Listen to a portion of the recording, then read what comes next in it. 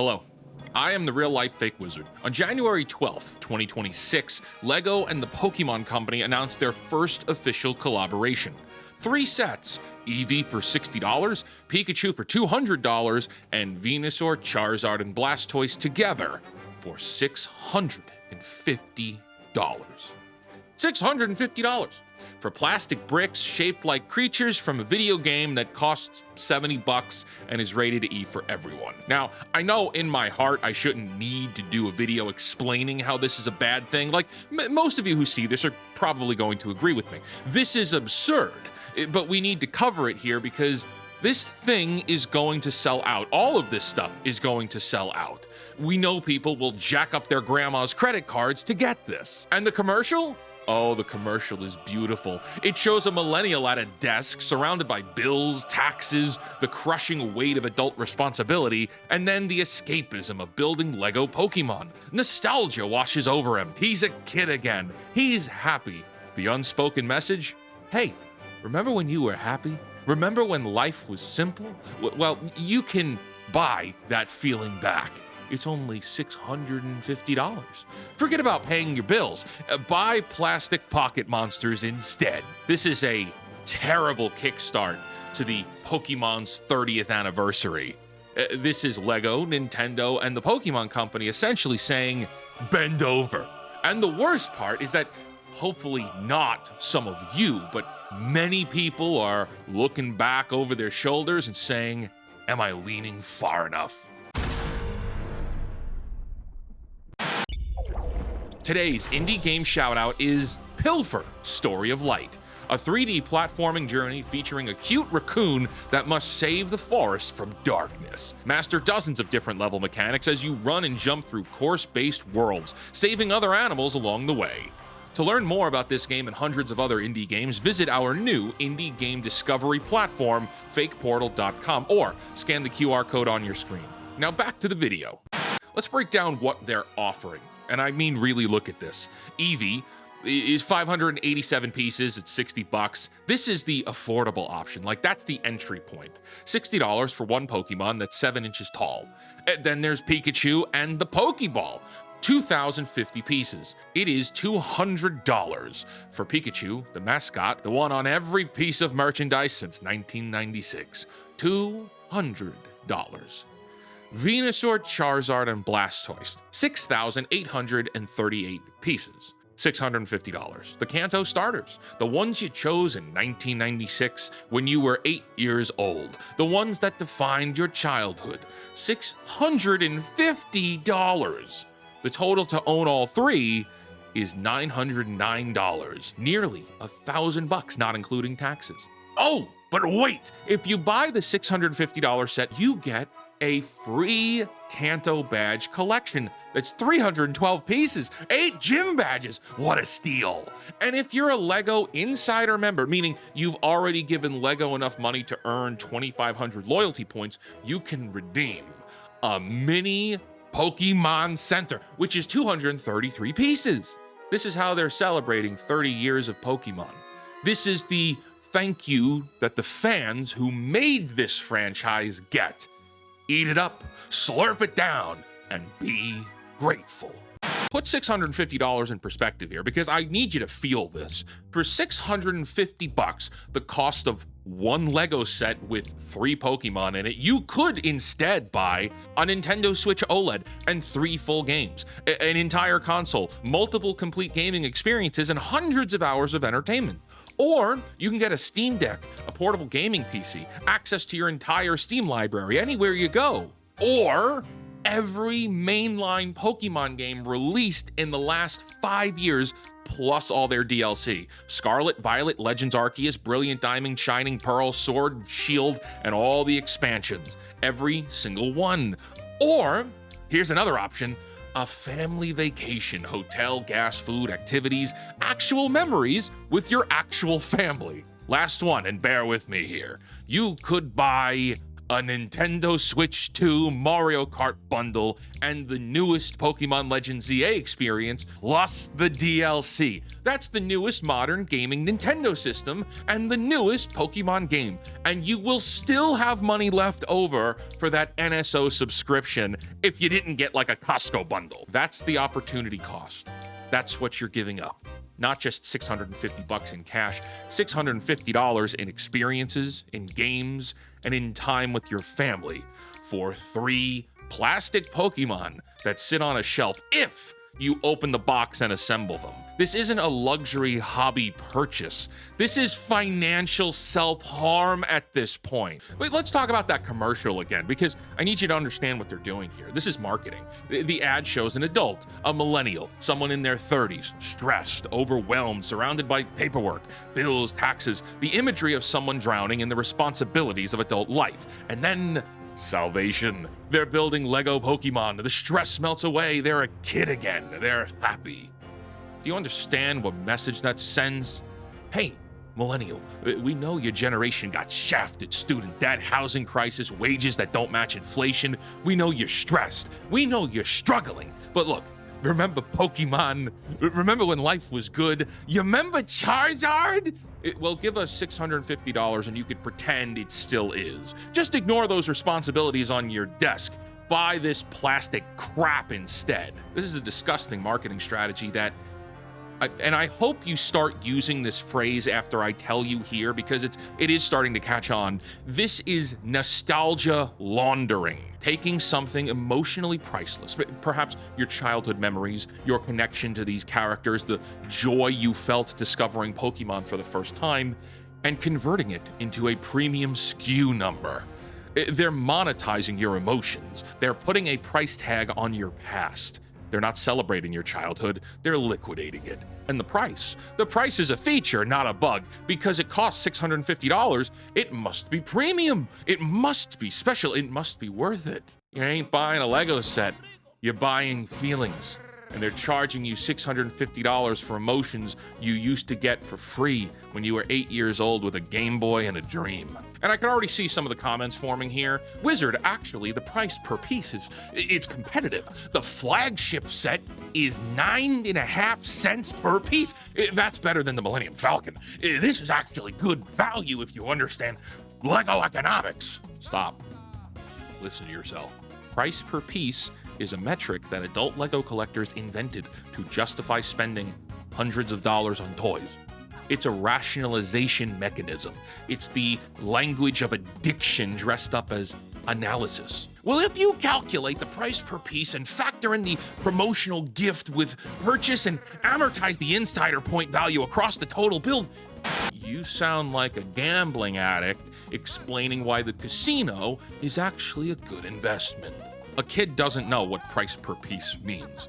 A kid sees Charizard and says, "Daddy, I want that." And now Papa looks at the price tag and says, "Absolutely not. That costs more than your birthday, Christmas, and 3 months of day-to-day raising your sorry ass combined, kiddo." LEGO and Pokemon are explicitly telling you these are not for children, these are for adults. Their games are rated E for everyone, and each new game entry remains accessible in playability for children. The anime airs on children's networks.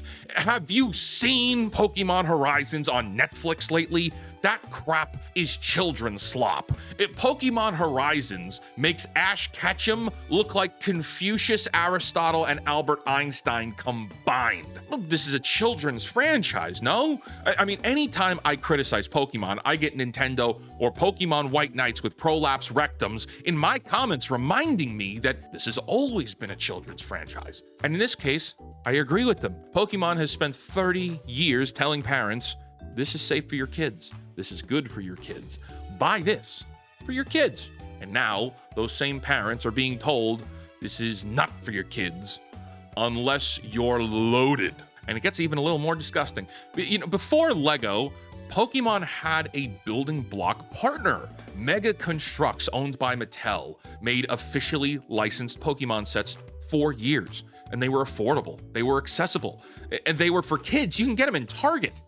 A jumbo Pikachu from Mega Constructs, 800 pieces for 50 bucks. Buildable Pokemon that children could actually own. Starter sets for $20. Blind boxes for $5.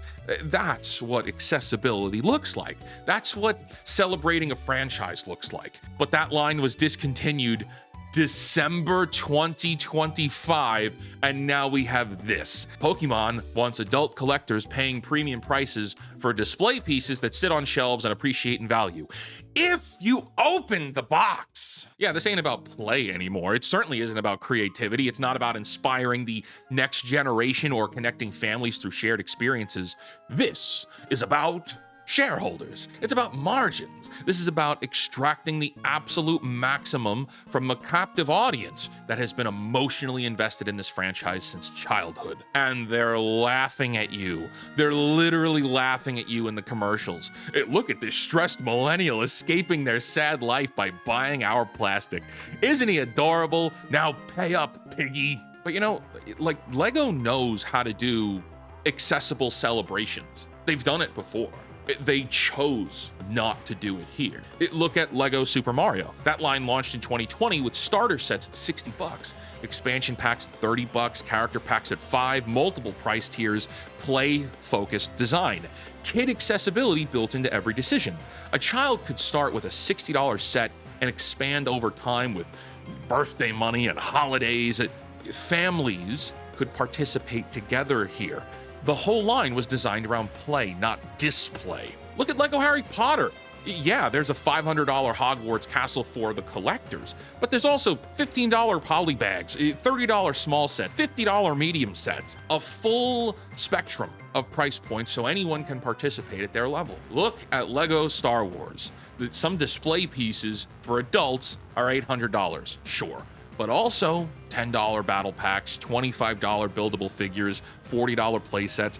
You can find LEGO Star Wars in Walgreens. LEGO knows how to include kids. They chose not to here. For Pokemon's 30th anniversary, a franchise built on children, LEGO launches 3 sets, all 18 plus, all priced for adult collectors, 0 accessibility options for kids. But you know what happens next. Of course you do. And many of you have already said this in the comments without watching to this point in the video. These sets are going to sell out, not because millions of fans are buying them to build and enjoy, but because scalpers are going to hoard them. The same people who caused fistfights at Target over Pokemon card restocks. The same people who made trading cards inaccessible for actual children or people who play the game. The same people who turned a children's hobby into a speculator's market. They're coming for LEGO now. Actually, that's a massive understatement. They're already here. Scalpers have been in LEGO for a while. These sets will hit eBay for likely thousands of dollars. The limited edition Kanto badge collection here will sell for $200 at minimum, probably a lot more. The scalpers will make their money. The investors will keep their sets sealed for appreciation. And the fans, the actual fans who love Pokemon for 30 years, well, they'll be priced out again. Still, like forever. LEGO sets have become investment vehicles. Studies show they appreciate at 11% annually. Better than gold, better than bonds, better than stocks. Now, I'm no investment advisor. I'm just a fake wizard. But holy crap, you gotta see these LEGO prices, man. And the scalpers know this. The investors know this. And LEGO and Pokemon, they don't care. Sold is sold. Money is money. Whether it's a fan building Charizard with their kids or a speculator storing sealed boxes in a climate-controlled warehouse, the revenue is identical. So you have 2 outcomes. You either pay $650 retail and feel like you're being mugged, or miss out. Wait, and perhaps pay $1,000 plus to some opportunist on eBay who never had any intention of opening the box. Either way, someone's getting rich off your childhood, and it ain't you, buddy. But hey now, this is a pattern, isn't it? Nintendo, partial owner of the Pokémon Company, has been on a very specific trajectory. Mario Kart World, $80. The first Nintendo game to break the $70 barrier. And what happened? People screamed, drop the price! And then the Switch 2 bundle sold out in seconds. All bark, no action. Nintendo Switch 2, $450 for the console, $90 for Joy-Cons that aren't even Hall effect drift proof. Variable pricing, that means games could cost anywhere from $60 to who knows what, because they haven't set a benchmark. Isn't that right, Doug? Nintendo Switch Online, a subscription service that charges you monthly to rent games you used to own. And now, LEGO Pokemon sets at $650. But here's why this is happening. Every corporate executive in the world is watching. They're all on the edge of their seats. Can Nintendo and its partners pull this off? Can LEGO pull this off? Can they charge these prices and still sell out? Corporate will continue raising the price ceiling to see if you're dumb enough to keep buying. They do this with gaming and consoles. They do this with Pokemon cards. They do it with, well, actually, they do it with everything in this economy, not just Nintendo, not just gaming, but that's a topic for another video. They keep raising their prices little by little, or now a lot by a lot, to see if the addicted consumers are gonna stop shooting up and get treated. Because if they can get away with it, like, if you let them, the prices will continue to go up everywhere. This is the playbook. So let the playbook continue then. Today it's LEGO Pokemon at $650. Tomorrow it's LEGO Zelda and a Hyrule Castle. Maybe a Breath of the Wild diorama, $700 for adult collectors. Next year it's LEGO Mario Kart full-scale Rainbow Road display piece, $800. A premium nostalgia experience. Then it's LEGO Metroid, LEGO Animal Crossing, LEGO Kirby, all 500 plus, all 18 plus, all designed for display, not foreplay. And that's funny. And suddenly premium. It's not display, it's foreplay. Ah, that's funny. All right, be serious. This isn't hypothetical. This is the trajectory. And it's not just. Oh, we're so cooked, man. Oh man. I don't know if I'm gonna leave this in, but that was. And suddenly premium nostalgia isn't the exception. It's the norm. Every beloved franchise becomes a luxury product. Every childhood memory gets a price tag, and the price keeps climbing because you keep paying. This isn't a hypothetical. This is the trajectory, and it's not just LEGO. It is everything, man. Wake up. This is what happens when consumers don't push back, when they slurp up whatever corporations feed them and ask for more. You think $650 is the ceiling? There is no ceiling. There is no point where these corporations say, you know what? Enough's enough. We're good. Corporations don't work that way. Shareholders don't work that way. The number only goes up until you say no. But a lot of you won't say no because it's Pokemon, because it's your childhood, because you're nostalgic and stressed and desperate for something that feels good. And they know it, and they're counting on it. They're monetizing it. So here's where we are. LEGO and Pokemon have made their choices. They've chosen premium pricing. That's not exactly new, but they've chosen adult collectors over kids and families. And now you have your choice to make. If you're angry about this, if you think that it's wrong, you know what you can do. You can fight back by choosing not to participate. Like, that's the foundation. But let me give you more than just don't buy. Don't buy at launch. Even if you want these sets, like, don't feed the day one frenzy. Don't validate a $650 price point. Wait for clearance, wait for sales, make them feel resistance. Don't buy from scalpers. I know it's tempting when retail sells out, but don't do it. Every dollar you give a scalper is a signal that this system works. Let them sit on their inventory and hopefully let them eat a loss. Also, support accessible alternatives. Buy from brands that do tiered pricing. Buy from companies that remember kids exist. Reward the behavior you want to see more of. And also, talk to parents. If you know families with kids who love Pokemon, warn them. Tell them about the Mega construction sets. Tell them about other options. Don't let them walk into a LEGO store expecting a fun time. And finally, make noise. Post on social media, talk about it, keep talking about it. Let LEGO and Pokemon know that this pricing strategy has consequences. Corporations respond to pressure when it's loud enough and sustained enough. You're not powerless. You have a choice. You have a wallet and you have a voice. Use them, even if it's just you. I'm just a dude with a frumpy wizard outfit and a microphone. There's only one of me. I don't care if every comment complains about me. I don't care how many subreddits they want to complain about me on. I won't be silenced. And I'll stand alone if I have to, even if just for my conscience. You can do the same thing, maybe just not wearing the frumpy wizard outfit. Pokemon, is 30 years old. I know. I was there at the beginning. I played Yellow and Silver myself. I watched the anime. I saw the first 3 films in theaters. I collected the cards. I loved Pokemon. And now I watch corporations look at that love, at our collective love, and see nothing but dollar signs, revenue streams, and extraction opportunities. Every property we loved as children is being monetized to death, brutalized, squeezed until there's nothing left but premium price nostalgia for people who can't let go. I feel nothing for these properties anymore. Not because of age, not because I've changed, but because every single franchise that meant something has been taken over by corporate fat cats who see our emotional connection as a weakness to exploit. LEGO Pokemon isn't a celebration here. It's a symptom, and it's proof that nothing is sacred, that everything you loved can and will be turned into a luxury product designed to extract maximum revenue from your desperation to feel something good again.